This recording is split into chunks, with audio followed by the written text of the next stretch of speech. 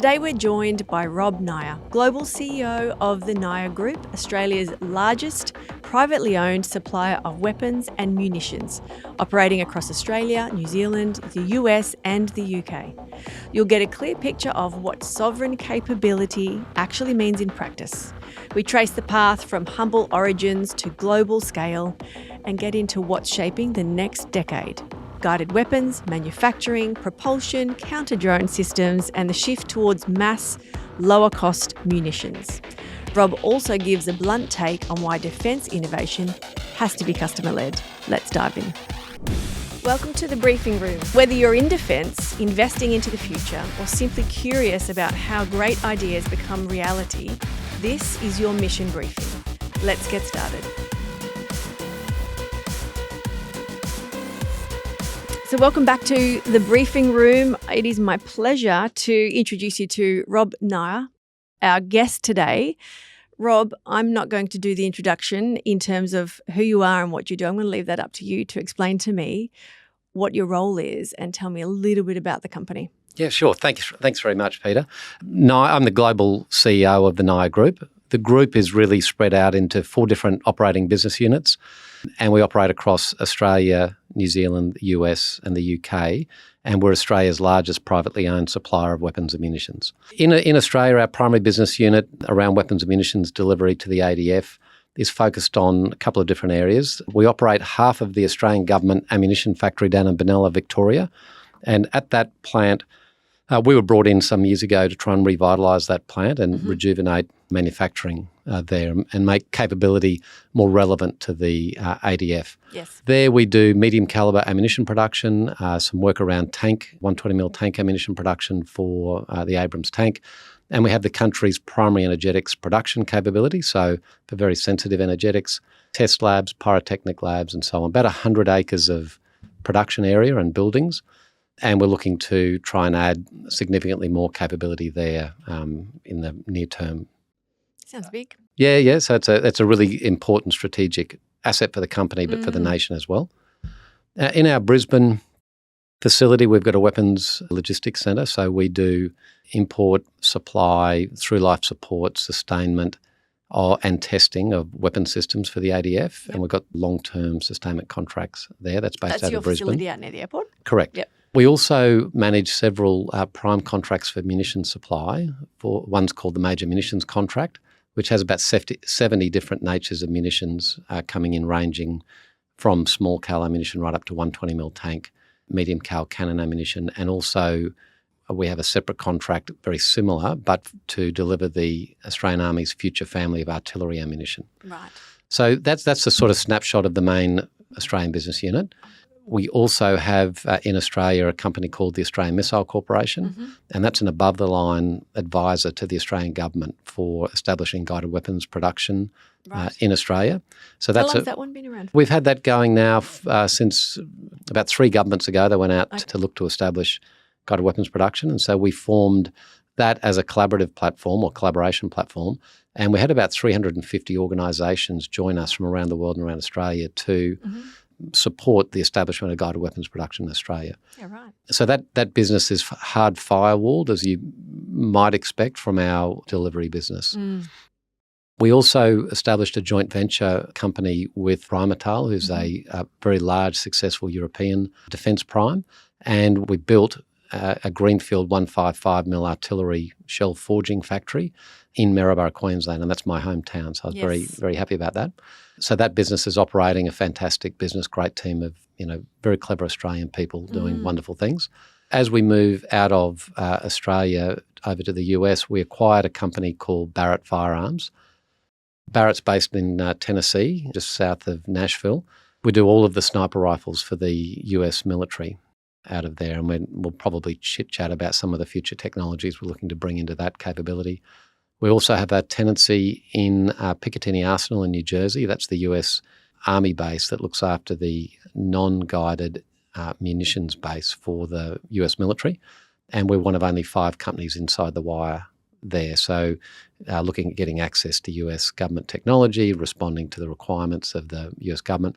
And then we have what might be almost termed a startup, although we're a year or two in the UK. So we've established a team over there to start working on sovereign capability for the UK as they look to prepare for, a changing European environment.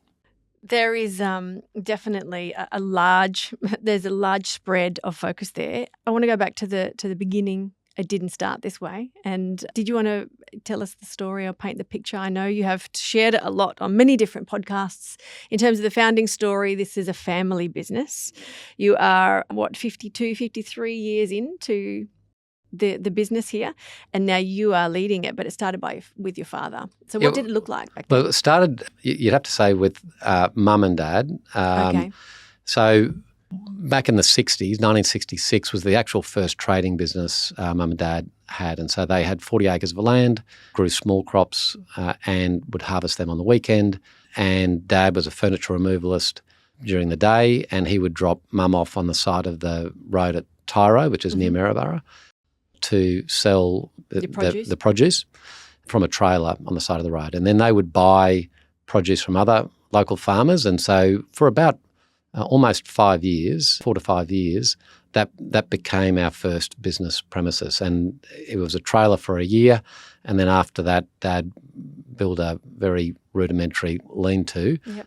But Mum worked on the side of the road. He would drop her off. He would go to work, come back, pick her up at the end of the day. And from there, the sort of odd journey from that to Defence Prime, the very quick version of that is from there moved to a closed-down general store to sell the fruit in Tyro, put a gas pump for our American friends at petrol. Yeah, I've heard you refer to it a couple of times as gas, and I thought a lot of Americans are listening to this, right? So to make it simple, yes, petrol station. Petrol station. Actually, then the petrol became more interesting. Sure. So from that, we moved into multiple petrol stations and fuel distribution over a course of a few years. And actually, Dad really enjoyed hunting. So he started selling sporting firearms, one of the service stations. Because you could back then. Right? Yeah, that's right. It was all pretty relaxed.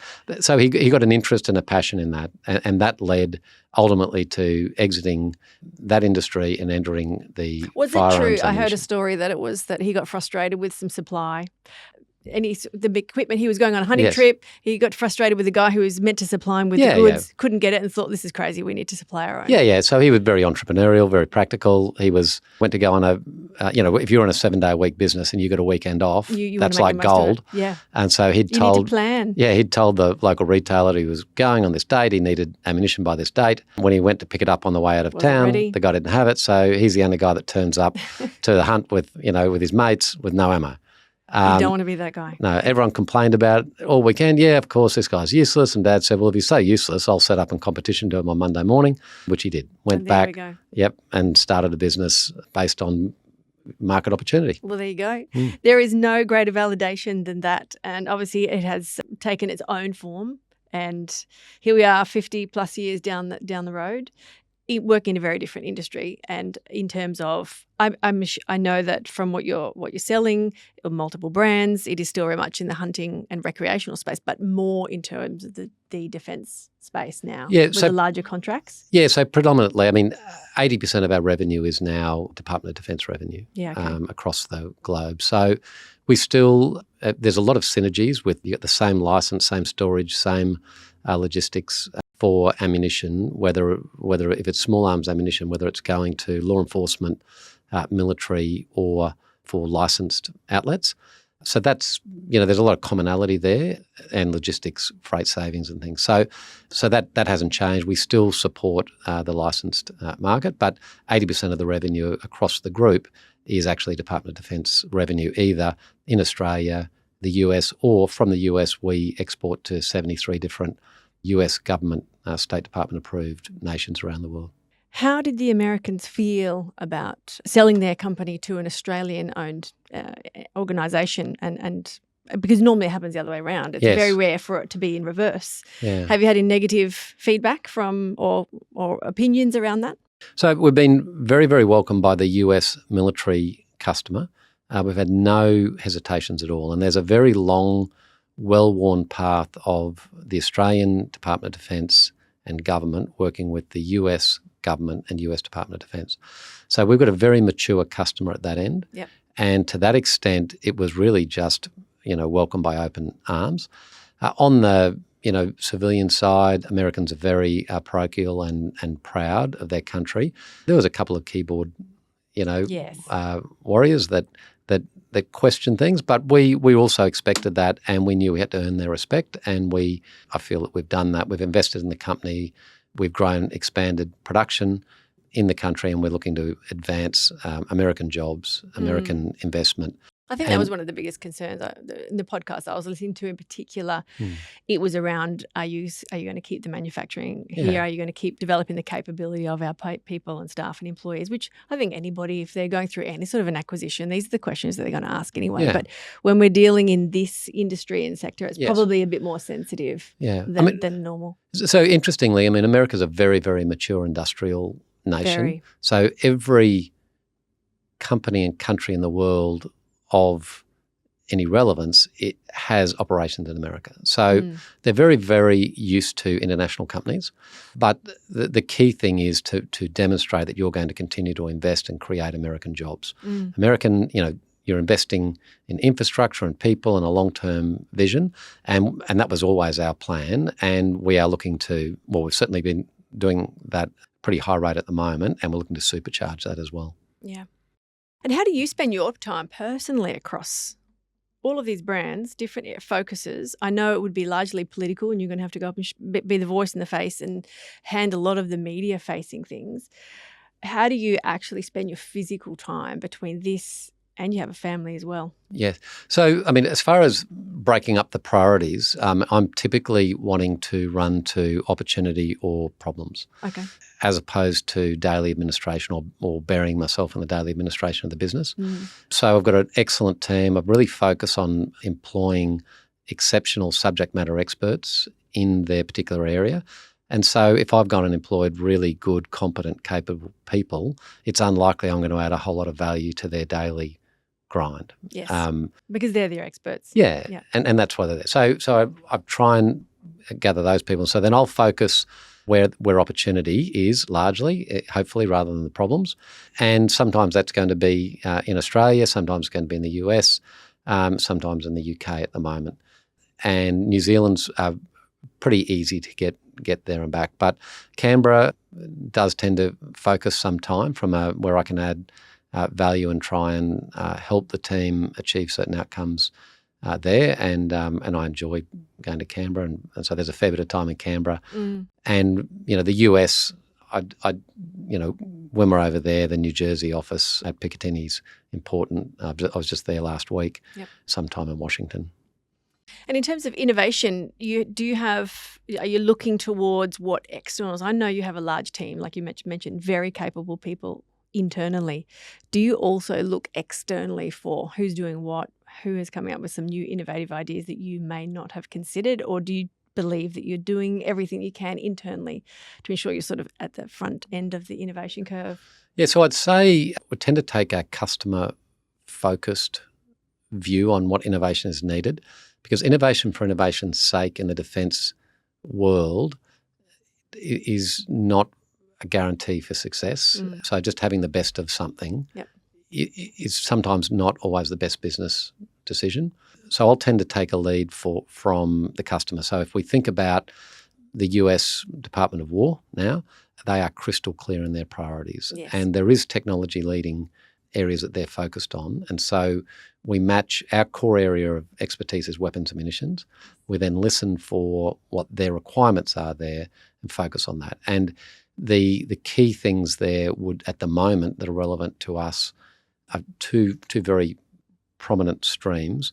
One is in the UAS and counter-UAS area, and we have an extremely large focus both in the US and Australia on addressing that requirement. So lots of people are doing, drones or UGVs or really clever platforms. We don't aspire to play in that platform area, but what we are good at is things which people find difficult, which is the arming of those things. So actually having shoulder-fired counter-UAS kinetic effectors or things which are going to actually shoot things down, that's right in our wheelhouse.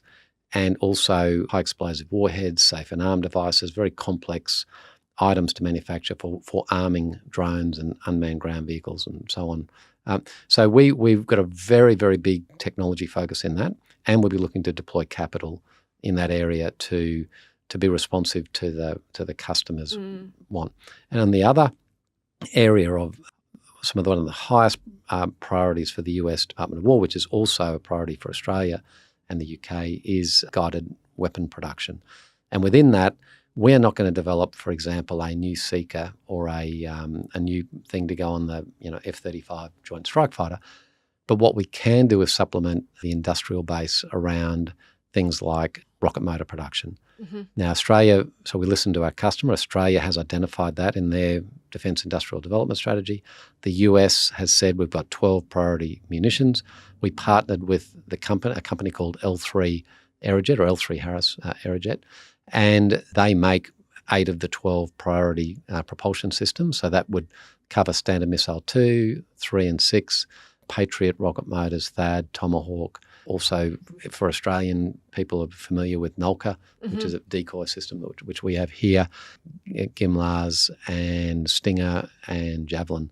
So they've got, but of the interceptor priorities, which is the number one priority of the Department of War, we've partnered to get that IP and technology, and we would look to deploy that in Australia so that we can help Australia's aspirations around guided weapons, but also support from a government-to-government basis, the supply of component parts for missiles from Australia back into the US. Yeah, right. And so that's something of value we're offering. So it will also be a technology hub then for other Australian companies that want to develop propulsion systems of their own for their own capabilities, or the Defence Science Technology Organisation, who's developing some innovative high-speed weapons programs.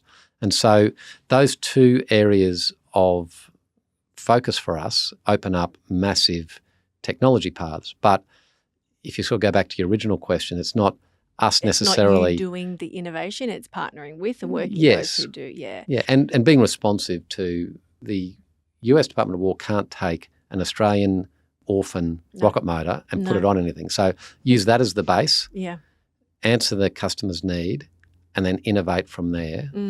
It seems to be a way that, at least in our little area, we can find a way to make business sense of innovation. I'm so glad you mentioned it and explained it in that way, because in this sector, in particular working with defence, it does seem to be the opposite. If you look at any other industry, you tend to, yes, you might identify problems and then come up with solutions to be able to sell them. But here it's very much working specifically with the customer, listening to what they need solved and then working on solutions, opposed to just selling something back that you hope that they might need.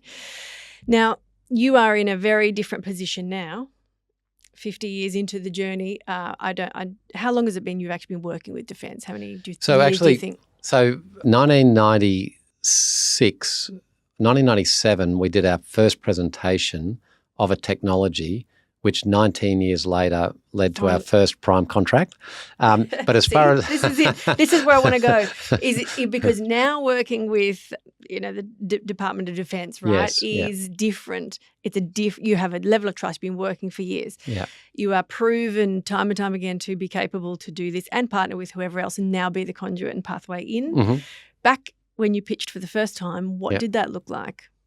It was really difficult. In fact, we didn't initially. We knew we had to diversify into the government sector. We actually targeted the law enforcement sector, and from that, there's a lot of crossover and synergies between tactical law enforcement groups and actual tactical military groups.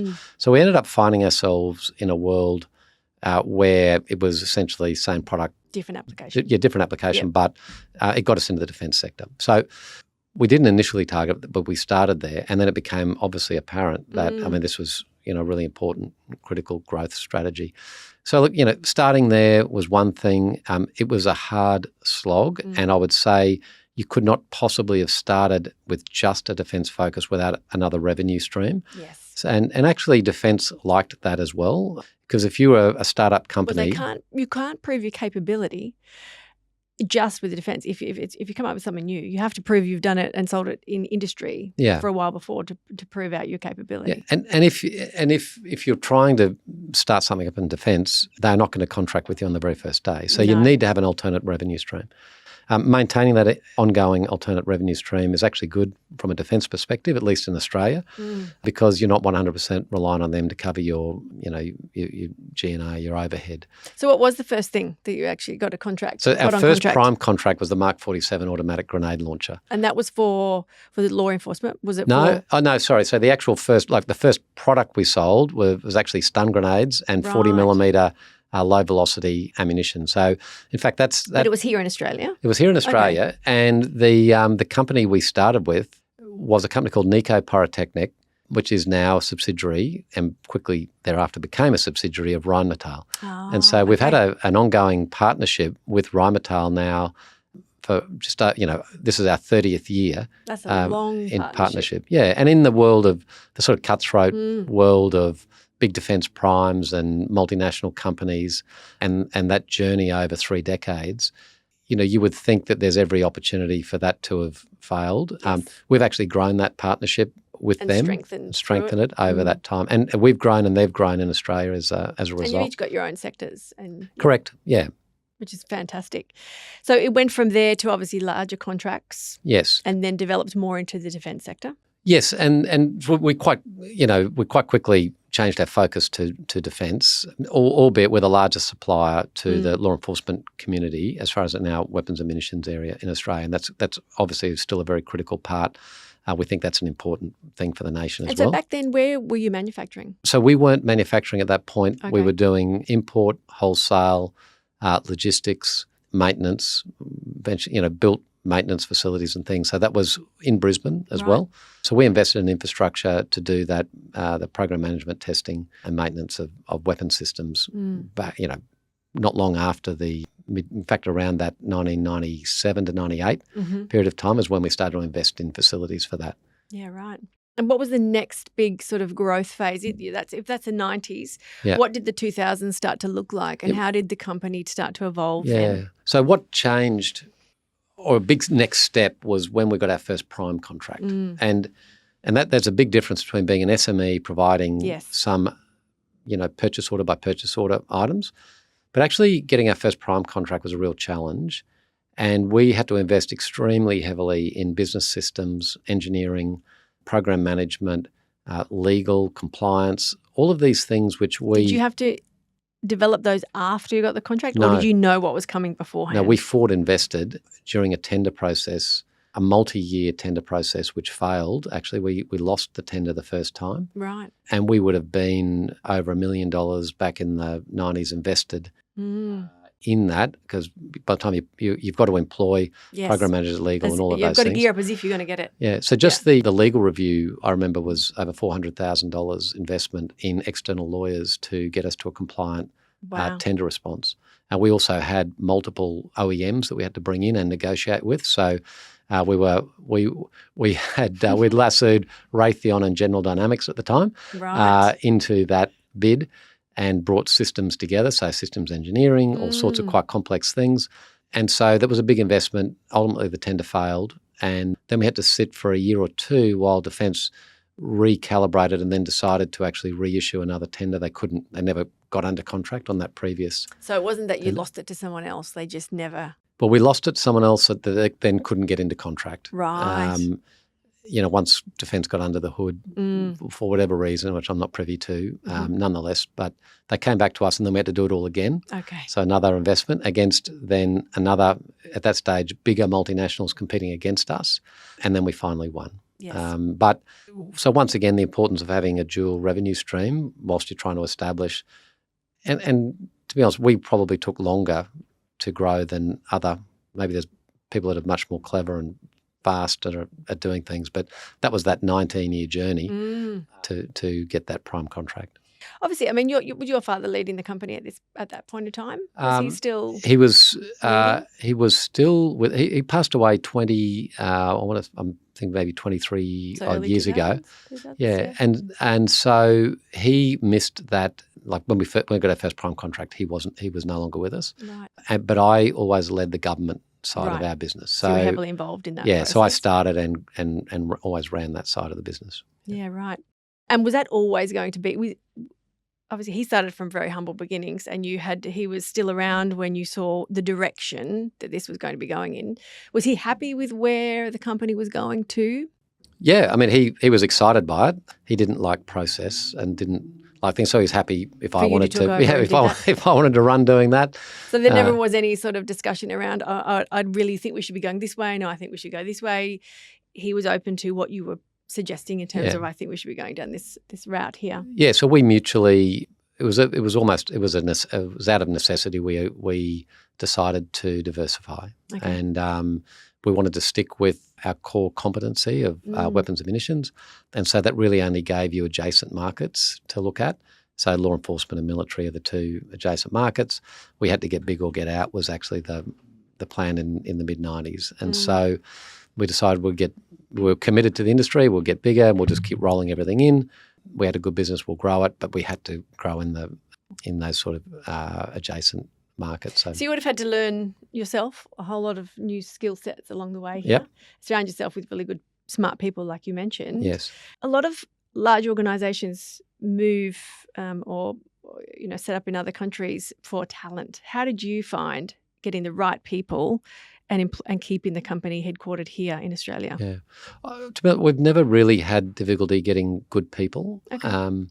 If you've got a good reputation but you value good people, that just breeds a culture where good people are known by other good people, and essentially it's almost a networking thing at that point.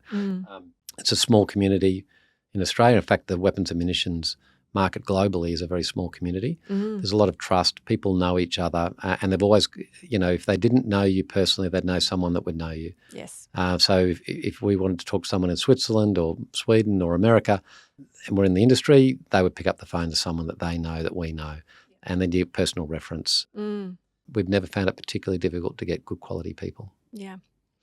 Now, we talk a lot with the founders that we work with, portfolio companies, future founders, and share the way of working with the US and the importance of attending the conferences, showing up at events. I've just returned from SHOT Show, so have you. Things like that. You've been going for multiple years now, you just shared earlier. How important was it for you to attend those types of events, to be seen, to network into that global market? Was that a big part of it, or were you still very much focused on those personal relationships? I think a little bit one and the same. So making sure that we're definitely at those events, we're seen to be at those events, and it's an opportunity to meet both the customer but also other industry partners for collaboration. Australia needs to be built in the defence world on collaboration. We need to be bringing technologies in, or we need to be selling technologies to other governments. I mean, we don't have a very isolated industry here, so those sorts of shows are definitely critical. But I think for us, at some stage you've got to make the leap, and just simply turning up and visiting is one thing. But now, particularly with this current administration, but it has been true for some years, if you want to do business in America, you really need to be in America. So getting to a point where we made that leap of faith to actually go and set up a permanent presence in America, and working out the strategy and the pathway to do that, that was a really big decision point, for our business. For anyone looking who is in this space, who might be looking to either partner with or showcase something that they've got new, and you mentioned that you have a area of the business where you might deploy capital. Do you get externals pitching to you, to the organisation, to either partner or develop or collaborate on projects? Is that an avenue that you look towards, or you're wanting to expand a bit more on? Yes. Yep. So we get offered an investment opportunity every week. Right. Sometimes a couple a week. Yeah, some fit your swim lane, some don't. And then there's a lot. And at the end of the day, we're a private company. We have limited capital. We already have organic growth targets and objectives and investment plans. So we are doing lots of things in multiple countries. And so we're not like a big fund or something where we have the ability to take advantage of that. Stand out, then you probably don't have the time or inclination to look at it. So I've got an appetite to do all things that are consistent with the core strategy. I think we're getting to a point now, though, that there's such a momentum that we have to start, I have to, and we have to start being more innovative with access to capital and deployment of capital. Yeah, interesting. Because it's not the right thing by the company to sit back and watch opportunities pass us by. And it is moving faster. Mm-hmm. I want to ask a question about space.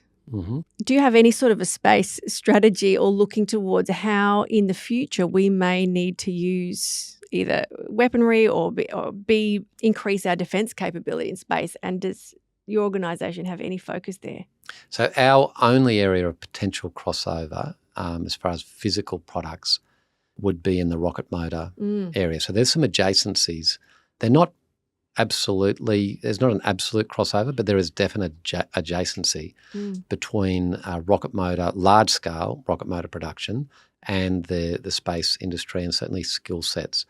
I think that there's going to be a blending in the tactical environment around, as we prepare for conflict, the conflict that will occur in space, and also the operation of weapons in space. So, for example, if we are trying to make propulsion systems for... It's a completely different ballgame. Yes, but for a weapon that is trying to intercept, for example, a missile that's coming in, that's in the atmosphere, there is going to be other players in the space domain that are going to be trying to defeat it or confuse it in the atmosphere. And then we're going to be trying to launch from the ground up to defeat it at some point. And so the domains start to blur, and then the tools in which to defeat things from one to the other blur. Now, that doesn't mean we're going to be building spaceships, so it's not space as such, sure, but we are going to be touching that space domain much more often in the types of work that we're doing. Yeah, it's fascinating, isn't it? And there's so much we don't know. And there's so much that often when I speak about it, people can't believe that we're even planning to be creating any sort of activities there. But, in this sector in particular, it's vital, because unless we go in prepared, then we're going to be extremely underprepared. In terms of like other things for the future, what would you love to see? What would you love to see if you could put a challenge out for somebody to come up with something that you haven't seen yet? You haven't even seen it come across the desk. You haven't seen it be pitched to you. Is there an area or a sector within this realm that you would love somebody to be thinking of some solutions in? Well, I think all of the areas we've talked about is the current primary focus. And I think the biggest innovation and opportunity within the weapons and munitions space is going to be low-cost mass missiles. Now, call them attributable fires or, mass fires, whatever determination you want to get. But what we need to be able to do is, instead of firing $2 million and $3 million missiles sparingly, we need to be able to get hypersonic, low-cost, mass-produced missiles that can be launched from any type of platform. So essentially platform agnostic. That would be the dream come true. So whether it's on a speedboat, whether it's on a truck, whether it's from a plane, from a ship, shipping containers, we need to be able to overwhelm an adversary at hypersonic speeds, a very low price, at a long distance. And that, I think, that's a current challenge. That's not necessarily pie in the sky challenge. It's an achievable challenge that I know multiple parties are considering. Yes. But I don't think anyone's has done it. Solved that yet. Yeah. Watch this space. Mm-hmm. Indeed. Look, Beaton Zone Ventures got listed, announced or called the Australia's most controversial venture fund last year in the Forbes article, simply because we have... we work with the lethality space, and you are used to this, and you are in this space and have always been in this space. How do you handle the cultural challenge of working around lethality and weapons? I don't tend to feel the pushback anymore. I know it's a completely different area, but I think it's more like conversationally, a group of people. Are people challenged by you, the company, what you do? I'm to be honest, You're bit immune tuned to out. it? I'm a bit immune to Immune. it. So at the end of the day, we are focusing on something I think is super important to the nations we live in, which is defence.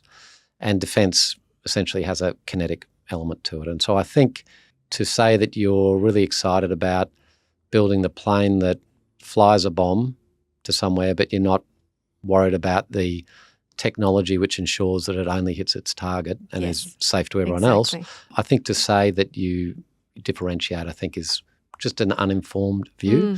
And I think I have seen an increased sophistication with banks, institutions and investors to understand that we're now beyond the niceties of what we invest in. There's a real critical requirement for nations to increase their industrial capability, and that's for the protection of the nation. And if your mission is not to protect the nation you live in, then I think that is questionable from an ethical point of view. So I feel very comfortable in my own skin about what we're doing. And we are focused on the Five Eyes nations, albeit not Canada, not because we don't like Canada, but we just haven't found something there. But, I feel confident in the governments of Australia, New Zealand, the US and the UK in their ethics. And so I feel we're in a very, very strong position. That's going to remain our focus. We feel comfortable operating in that environment. Our governments are connected, whether they're, trilateral arrangements or bilateral arrangements, or the Five Eyes network. Our governments say that, we need to protect each other. And so I feel really comfortable in my skin around all of that. We're hosting a one-day defence conference at the end of the year called Revelli, and we are calling it a national call to arms to have those really important conversations, which you've just echoed all of the sentiments why we also have that same belief, and we want to have those more conversations, more of the conversations that matter in terms of it's a sense of responsibility to pay attention to what we are actually coming up with for solutions in this space, and to change the narrative around it always being negative, and that we can't afford not to be paying attention to it. So I'm glad you explained it in that way. As I mentioned, we're over in SHOT Show, we're at Vegas. We went to a shooting range, and it was just, it's as an Australian to see individuals walking in with their bags, with their guns or the cases, is just not common here. We don't see people walking around with their guns. And I heard that, as a young boy, you did take your gun on the bus to school because you were part of a shooting group. Is that true? Did you take it on the bus? No, I did not. But so the rifle club at the school I was in, I was a boarder. Right, so you didn't go on the bus. No, I came from a country area. So, but the day boys would bring their rifles to school, yes, on the train and the bus. What year was this? In the mid-'80s. Yeah, okay. I mean, look, I think we're about a similar age group, but I probably wasn't part of any sort of rifle group to see this activity. But it's interesting because we do culturally here have a really different opinion about guns because we don't see it. And everyone has this perception, the civilians that is, who aren't close to the industry, that it's all negative and bad and that it can't be used responsibly. And obviously you're very heavily involved, and the whole company was based off the hunting industry, recreational use. Where's your favourite place to go locally in Australia if you're going on a boys' weekend? So I do camping. I do hunting. several. I do several trips a year. I've got a close group of friends, and we've been going for over 35 years. Yep. Same group. Same group. We've added a couple of years ago, and they may tune into this if they know I've mentioned them. Yeah. And so we're great friends, and to be honest, we just love going. We've done different things over time, but essentially getting into remote Australia, getting away from mobile phones, sitting around a campfire. So it's just good for the soul, and we try and go for a week at a time, so it's a decent break. It was good. I think it's just a really great environment, good group of people. Any favourite locations in Australia? Just anything remote. Just far away. So on, like 250,000 acre type places. Very far away. No mobile phone where the stronger stars, right? So less city lights. Yes, indeed. No, that's all good fun. Campfire only. Yeah.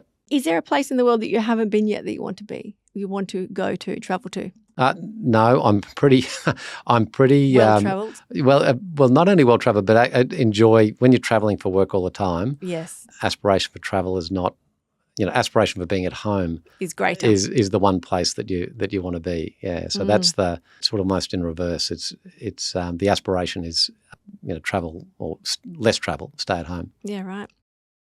Well, thank you so much for spending time with me today. I'd loved hearing about the history of the family company. I'm keen to see you grow this into a 100-year legacy company. You've led it well so far, so I hope that you've got a really good succession plan so that you can ensure that everything you hope to achieve will still reach all of its goals in the future. Yeah, thanks, Peter. No, absolutely. The focus now is make sure we've got the foundation for scale and longevity. And take it into space. Yes, there you go. Perfect. Thank you. Thank you. Thanks for joining us in the briefing room. I hope you enjoyed this conversation with the people shaping our national security and future capability. If you liked what you heard, please follow the show, share it with a friend, and join us next time for more stories and insights from the front lines of innovation. Until then, stay curious, stay informed, and keep building the future.